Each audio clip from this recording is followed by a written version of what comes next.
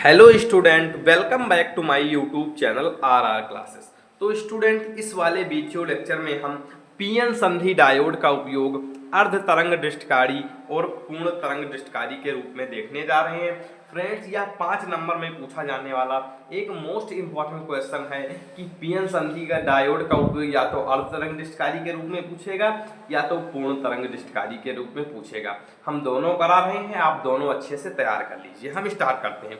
सबसे पहले हम फर्स्ट क्वेश्चन लेकर आए हैं कि पीएन संधि डायोड का उपयोग करके अर्ध तरंग दृष्टकारी का परिपथ खींचिए तथा कार्यविधि भी लिखिए। आपको परिपथ भी खींचना है और कार्यविधि भी लिखनी है। तो सबसे पहले आप यहाँ को चित्र पर देखिए। एक ये हमारी प्राथमिक कुंडली है और एक हमारी द्वितीयक कुंडली है। द्वितीयक कुंडली में हमने एक पीएन संधि डायोड लगा रखा है और एक निर्गत प्रतिरोध, निर्गत वोल्टेज RL लगा रखा है।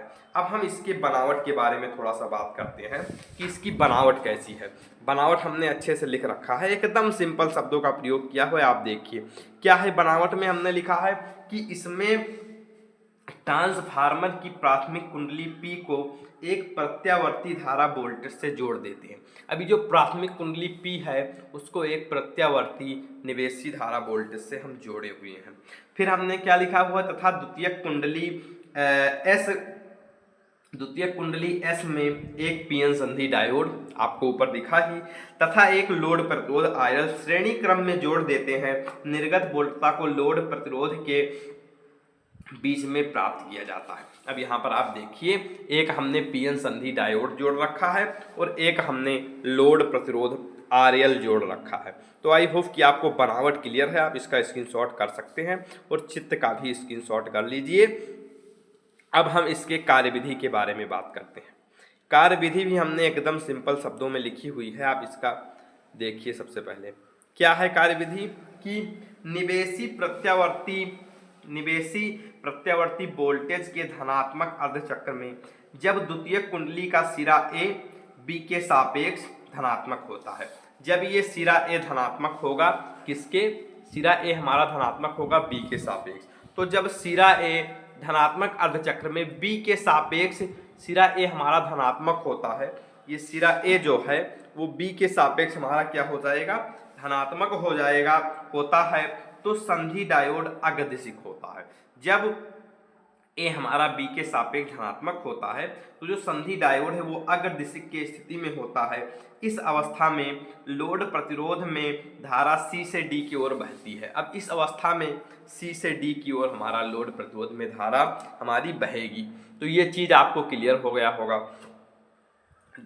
C से D की ओर धारा हमारी बहने लगती है। अब क्या है, ठीक है। इसके बाद ऋणात्मक अर्धचक्र में जब कुंडली का सिरा A B के सापेक्ष ऋणात्मक होता है तो संधि डायोड पश्च दिशिक होता है, स्थिति में होता है। इस अवस्था में लोड प्रतिरोध में कोई धारा प्रवाहित नहीं होती। अर्थात जब ये हमारा A जो है वो ऋणात्मक हो जाएगा B के सापेक्ष, तब ये हमारा जो पीएन संधि डायोड है ये पश्च दिशिक हो जाएगा और इस अवस्था में कोई धारा प्रवाहित नहीं होती है, ठीक है, लोड प्रतिरोध में। अब हमने अतः कर एक पॉइंट यहाँ पर लिख रखा है कि अतः पीएन संधि डायोड के अर्ध तरंग दृष्टकारी के रूप में केवल धनात्मक अर्धचक्र में ही लोड प्रतिरोध में धारा का प्रवाह होता है। यानी इसके धनात्मक अर्धचक्र में लोड प्रतिरोध में धारा का प्रवाह होता है तथा ऋणात्मक अर्धचक्र में लोड प्रतिरोध में कोई धारा नहीं बहती, अर्थात धारा का प्रवाह शून्य हो जाता है। तो आप इसका स्क्रीनशॉट कर सकते हैं। काफ़ी इंपॉर्टेंट क्वेश्चन। यहाँ पर हवा चल रही, थोड़ा सा पेज उड़ रहे हैं लेकिन मैनेज कर रहे हैं हम। तो इसको आप स्क्रीनशॉट करिए कार्यविधि को, ठीक है। अब हम इसके नेक्स्ट क्वेश्चन की तरफ आगे बढ़ते हैं। नेक्स्ट क्वेश्चन है हमारा कि पीएन संधि डायोड का उपयोग पूर्ण तरंग दृष्टकारी के रूप में कैसे करना है। ये वाला क्वेश्चन है। क्या क्वेश्चन रहेगा कि पीएन संधि डायोड का पूर्ण तरंग दृष्टकारी परिपथ आरेख खींचिए तथा इसकी कार्यविधि भी लिखिए। तो आप में या तो अर्ध तरंग दृष्टकारी के रूप में पूछेगा या पूर्ण तरंग दृष्टकारी के रूप में पूछेगा। अब पूर्ण तरंग दृष्टकारी का डायग्राम थोड़ा सा कॉम्प्लिकेटेड है, लेकिन हमने एकदम सिंपल वे में बना रखा है कि इसमें हमारा एक प्राथमिक कुंडली P है और एक द्वितीयक कुंडली S है। अब द्वितीयक कुंडली में इसमें हमारे D1 D2 दो परिपथ हो जाएंगे, तो ये चीज आप देख लीजिए। और दो हमारे पीएन संधि डायोड हैं, एक S1 है यहाँ पर और एक S2 है, ठीक है। और RL हमारा निर्गत प्रतिरोध लगा हुआ है। अब इसके बनावट के बारे में हम थोड़ा सा पहले बात करने जा रहे हैं कि अब हम यहाँ पर लिखे हुए हैं कि पूर्ण तरंग दृश्यकारी वह उपकरण है जो प्रत्यावर्ती धारा के पूर्ण भाग का दृश्यकरण करता है। क्या करता है? पूर्ण भाग अर्थात पूरे भाग का दृश्यकरण करता है, ठीक है। अब इसके बनावट के बारे में हम बात करते हैं कि इसकी बनावट कैसी है। हम थोड़ा सा पेज को ऊपर कर रहे हैं ताकि आपको इसकी बनावट दिखे, ठीक है।